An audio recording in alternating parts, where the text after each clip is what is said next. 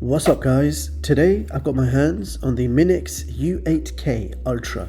This is another super premium Android streaming box, and in this video we'll be doing a full test review to find out the capabilities, performance, gaming, and to see how it ranks in our top TV box performance chart. Roll the intro.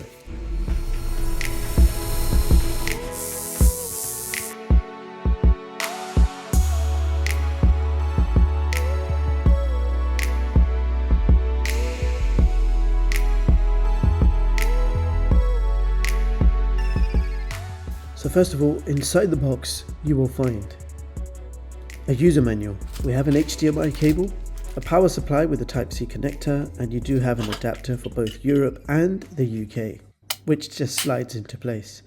And a closer look at the voltage information, you can see it's a 30-watt power supply. You're also getting a USB-A to USB-A data cable, a hybrid Bluetooth/infrared remote control with a built-in microphone, and a full QWERTY keyboard. This remote is powered by two AAA batteries, which I've already pre-installed, and it also features an air mouse function, so a very useful Bluetooth remote control included in the box. And last, but certainly not least, the TV box itself. Now let's quickly run through the specs. This box is powered by the Amlogic S928X-K, which is a Hexa-core clocked at 2.02 GHz. For graphics, we have the integrated Mali G57. You've got 8 gigs of LPDDR4X RAM, 128 gigs of internal storage. This box has Wi-Fi 6, Gigabit LAN. It's running Android 11 with a custom Minix OS on top. We have HDMI 2.1, supports 8K at 60Hz, HDR10, HDR10 Plus, and supports the AV1 codec. Now if we talk design, this box has a rubberized plastic finish with the Minix logo on top. On the front we have nothing, just a power indicator. On this side we have a power button, USB 3 port, USB 2 port, MicroSD card slot, and a reset hole. If we keep going, on the back we've got Type-C power port, HDMI 2.1, Gigabit LAN, SPDIF audio, and a headphone jack. And on this side you can see we have a Kensington lock. And that brings us back to the front, and here is a quick look at the bottom of the box. So first of all, I ran a boot up speed test, and you can see on screen exactly how long it took to load up to the home screen from a cold start. And this is full Android 11 with Minix UI on top.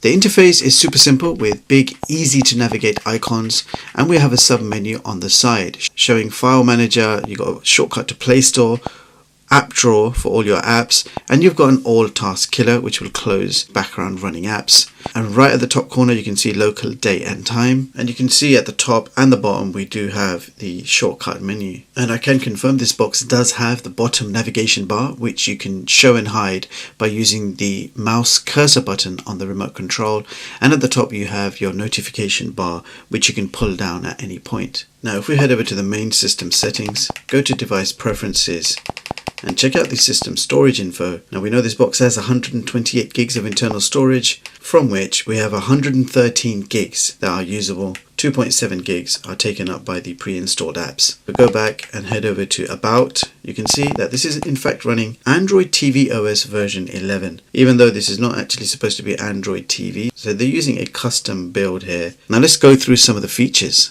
Now under Minix, you have USB OTG switch, which you can enable or disable. Now we got the Minix backlight, which you can switch on and off, and I'll show you what that looks like on screen. So that's off and that's on. I think that looks really cool.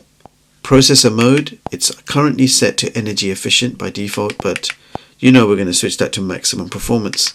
Refresh rate switching, it's off by default, but you can switch it on if you need to. We've got power key definition. What does the power key do? And the options are sleep, power off, or restart. Now here are some new features called AIPQ. You can enable them. They are all off by default. So all of these features are off by default, but you have the option to enable as required. If we go back and go into display and sound, quickly show you the screen resolution. So this is 4K 60, adaptive HDR, and under HDR priority you have options for Dolby Vision or HDR10. This box does also support HDMI CEC, which is on by default. And under accessibility you can see there it says APK Pure Auto Install, which is off by default. So here are all the apps available on the box as standard. I've not installed anything. This is what you begin with. So you've got your YouTube, we've got various file managers, we've got the Google Play Store, you've even got APK Pure, You've got Prime Video, Netflix, Kodi, YouTube, YouTube Music, Disney Plus, and lots more. So lots of useful apps pre-installed for you. I just want to show you that this is actually the full version of the Play Store.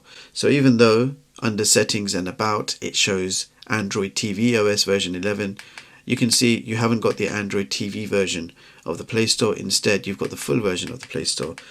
So you can download all your favorite games and apps without any restrictions.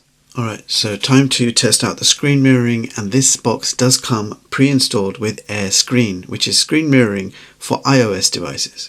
And I'm about to connect with my iPhone 14 Pro, and there you can see very quick and easy to connect, and my iPhone has now been mirrored. It seems to be working absolutely fine with very minimal lag. So iOS screen mirroring working great on this box. But unfortunately there doesn't appear to be any native screen mirroring app for Android devices. So we've got iOS screen mirroring, but we don't have Android screen mirroring. Okay, so I've just connected my 64 gig flash drive, and you can see it's appeared at the top.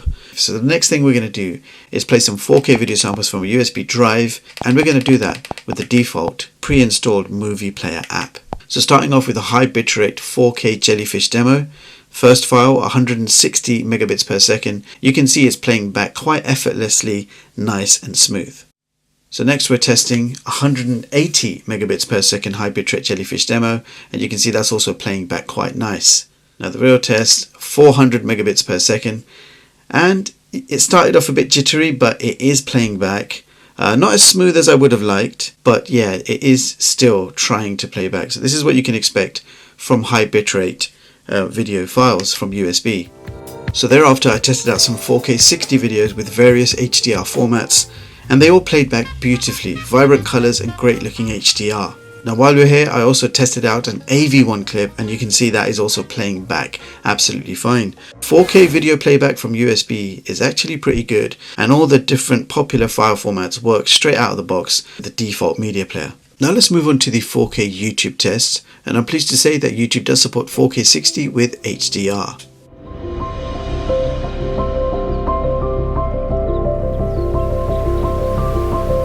In a year. Just thought a brother would want to see his sister. Are you in trouble? What am I doing here, Catherine? We're tracking a high-value target. The ghost is a black hat terrorist. Deliver the mark to us alive. And under playback specifications of Netflix, you can see DRM shows Google Widevine level 3, and maximum playback resolution is SD quality with no HDR capabilities. And I can quickly confirm Amazon Prime Video does support HD streaming with HDR. And a quick look at Disney Plus, you can see HD streaming supported with 5.1 sound. Alright, so moving on to a quick gaming test, and we're going to be playing Asphalt 8.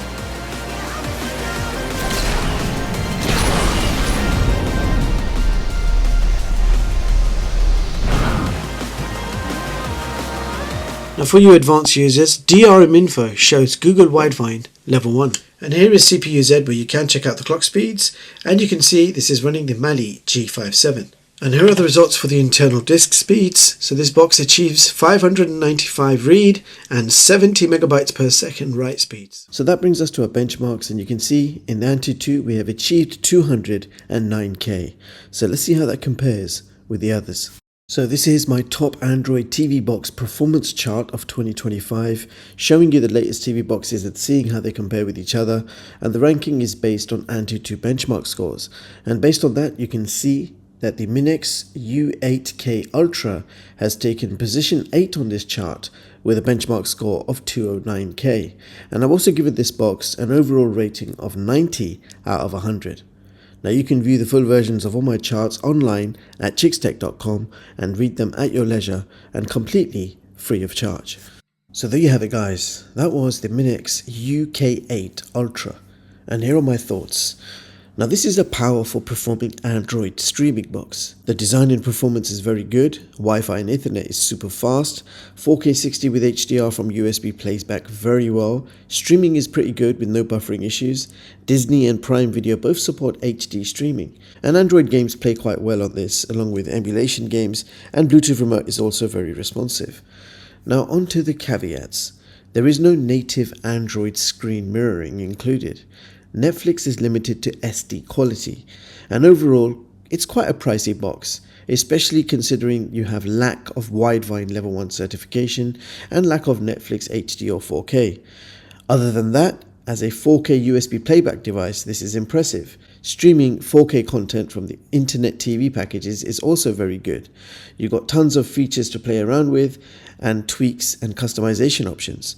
But at this price point, I would still call the Nvidia Shield the undisputed champion of streaming boxes for so many years back to back.